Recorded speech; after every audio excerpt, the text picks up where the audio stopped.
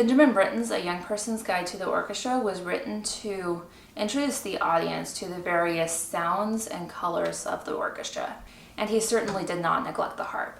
This excerpt has become one of our standards that is found on almost every single audition. But the question is, how does it actually fit the harp? Hi, welcome to Compose Harp. I'm Danielle, and I want to provide you, as a composer, with the resources you need to write for the harp with confidence. Now, The Young Person's Guide was written before Benjamin Britten's famous collaboration with Ocean Ellis later in his career, so it isn't quite as idiomatic for the hands as his later compositions. However, his use of the harp's color is very effective in this work. As you probably know, The Young Person's Guide is built as a theme and variation based on a melody by Henry Purcell. In this structure, each variation introduces a different section or instrument in the orchestra. Then the second half of the piece is a fugue, where these instruments are then reintroduced in the same order, each taking a turn with the fugue subject. Then at the end of the piece, the climax, the original Purcell tune is juxtapositioned on top of the fugal subject. The harp first makes its appearance in Variation I. This is a section the harpists refer to as the cadenza.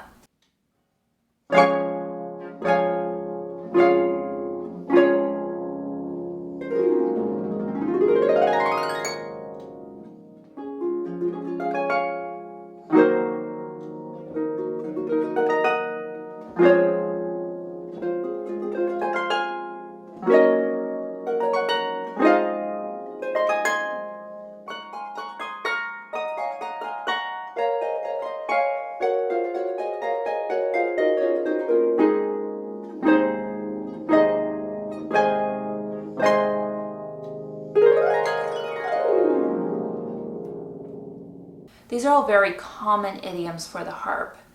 The way they were written, however, could use some tweaking. Britten writes the chords all spaced at its root position, even in the lower register of the harp, which doesn't really project well and is also very prone to buzzing. The arpeggios then, harpists usually rewrite using enharmonics in order to play the same position in both hands rather than root position in the right hand and first inversion in the left hand. The enharmonics also help avoid some repeated notes, which would cause extra buzzing. Now, the high chords in the next section, harpists are a little bit divided on which fingering works better. Personally, I like to split them between 2-1 in the left hand and 2-1 in the right hand. This allows me to play cleanly and with minimal buzzing.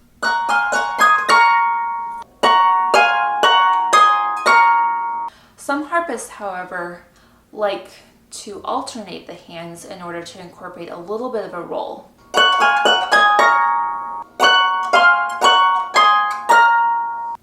This variation then concludes with rolled chords building up to the final flourishy glissando.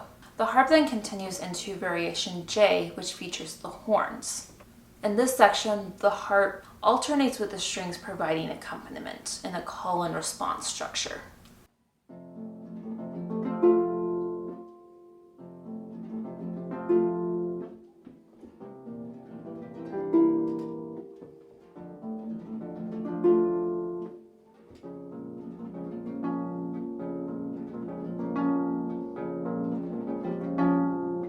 The arpeggio idiom works well in this setting. However, in this register of the harp, it would be more effective to use more open voicing. Once again, harpists use enharmonics in this section in order to use the same position in both hands, root position, and also minimize the repeating notes between the hands. The harp is then tacit until the fugue, where it enters again at letter I with the fugal subject.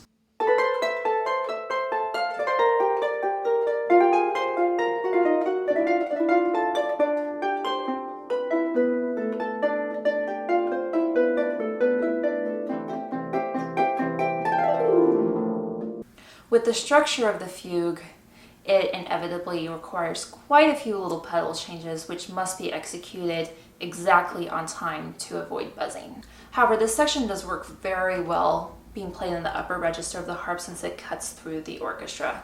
The counter subject is a little bit trickier because there's no way to use enharmonics to avoid replacing between the hands. You have to play it detached, which is very tricky at this tempo. The harp then plays glissandos as accompaniment. Since the start and end note of the glissandos are notated, harpists typically articulate both of those notes. Going between rehearsal J and K is a little bit tricky because you're going from an F major glissando to a G flat major glissando. Fortunately, Britten did allow 2 measures of rest to do those pedal changes, but still a little bit nerve-wracking.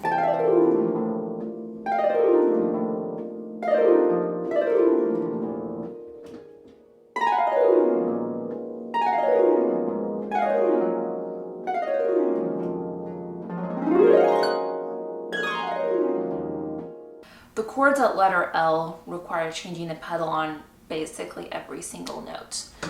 However, this does work because other elements in this section are simplified. The chords are simple and the pattern stays the same throughout the entire section. So then a harpist only has to focus between moving the hands and changing the pedals.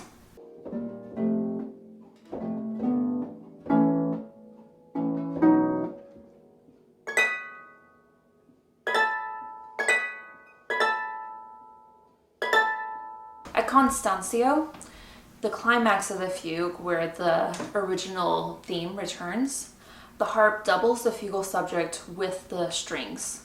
Now, of course, you're probably not going to hear the harp here, but for the theatrical element, it's important that the entire orchestra is playing in this section.